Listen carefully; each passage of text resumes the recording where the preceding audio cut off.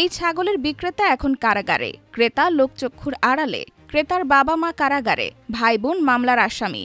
একটি ছাগল ঘিরে কত কিছু ঘটে গেল, কিন্তু সেই ছাগল রয়েছে ছাগলের জায়গায়, যেন একটা পশমও নড়েনি।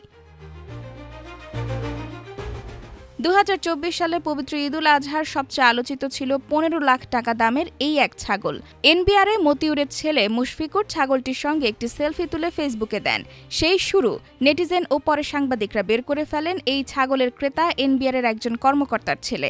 একজন সরকারি কর্মকর্তার ছেলে কিভাবে এত দাম দিয়ে একটি ছাগল কেনেন তা নিয়ে প্রশ্ন ওঠে। মতিউর দাবি করেন, ছাগলের ক্রেতা তার ছেলে নন। পরে অবশ্য অনুসন্ধানে বেরিয়ে আসে মতিউরের আরেক স্ত্রী আছেন, সেই ঘরের সন্তান ছাগলের ক্রেতা মুশফিকুর। এরপর শুরু হয় দুদকের অনুসন্ধান। ১৫ জানুয়ারি গ্রেফতার হন মতিউর ও তাঁর স্ত্রী লায়লা। রেহাই পাননি সাদেক এগ্রোর মালিক ও খামার মালিক সমিতির সভাপতি ইমরান। তিনিও গ্রেফতার হয়ে কারাগারে আছেন। তবে ছাগলটি এখন কোথায় আছে, সেই আগ্রহ রয়েছে মানুষের।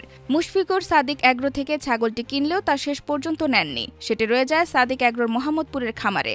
খামারটি অবৈধভাবে সরকারি জমিতে গড়ে তোলা হয়েছিল জানিয়ে ২০২৪ সালের জুনে তার বড় অংশ ভেঙে দেয় ঢাকা উত্তর সিটি কর্পোরেশন।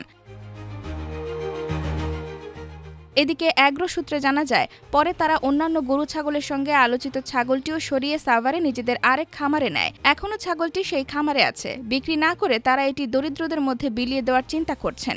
এসব তথ্য তুলে ধরে একটি প্রতিবেদন প্রকাশ করেছে দৈনিক Jugantor. IBTV USA, New York.